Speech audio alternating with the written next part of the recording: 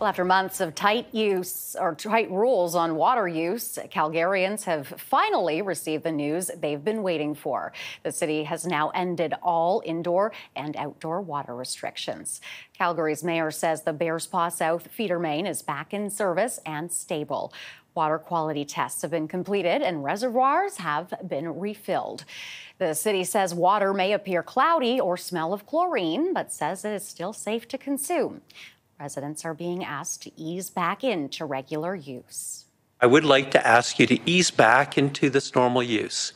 You may have a mountain of laundry that you've been waiting to tackle, a pressure wash job that you've been holding off, or you may just want to take that extra long guilt-free shower.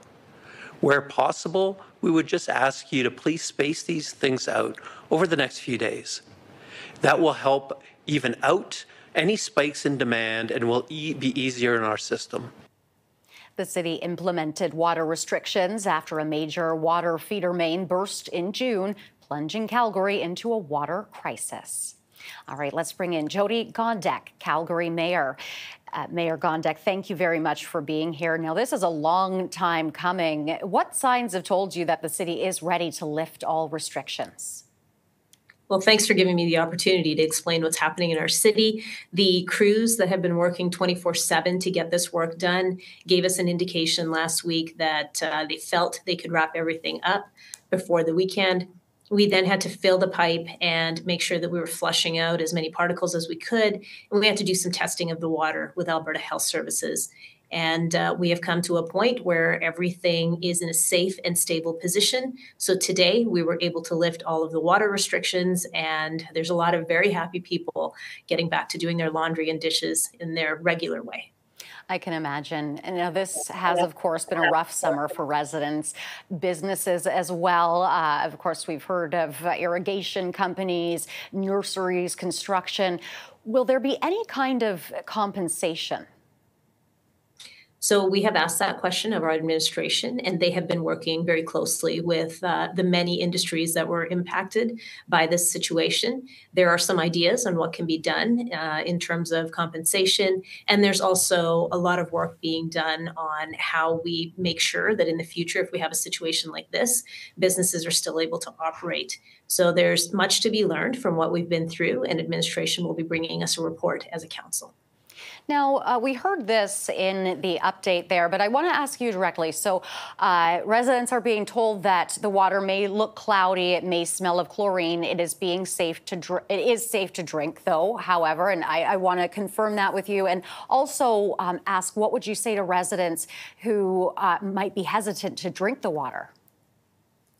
I think residents are generally very aware that we've kept water running into their taps throughout this maintenance work process. And so I think people are very used to using their tap water in the regular way that they've become accustomed to.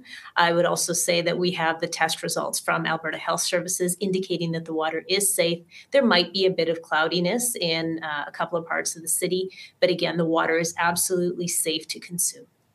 Now, there are a couple of reviews going on, an internal review and then a third-party review to look at what happened here. What exactly will that get into, and when can we expect these? So there will be an incident review that is performed by our internal teams. Anytime you have an incident, it's standard practice to do a review. So they will be getting the results of that by about the end of October is what I'm being told.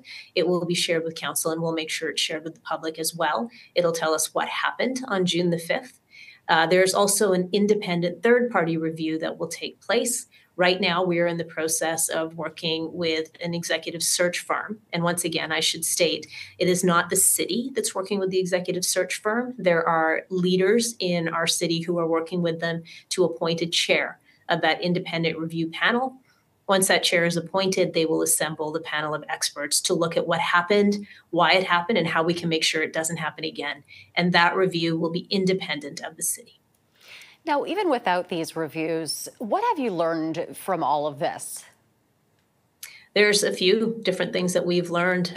First and foremost, that Calgarians and people in our region are incredible humans who know how to band together and really step up when we are in a situation like this. People's ability to reduce their water use is what kept us going through all of this. We also learned that communications are critical.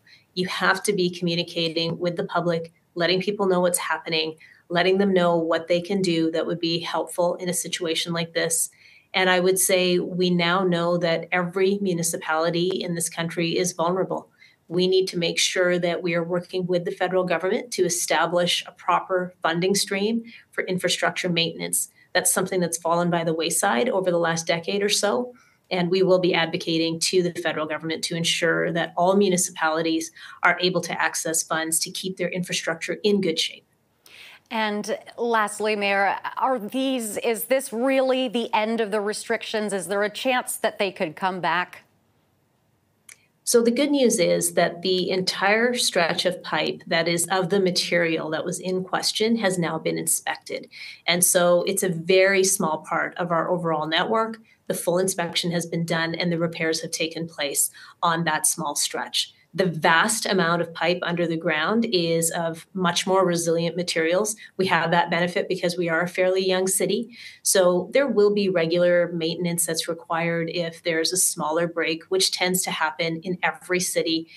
We will address those very quickly, but something of this magnitude is unexpected, and we have dealt with it through a lot of technology and quick repair. All right. Thank you very much, Mayor, for this chat. We appreciate it.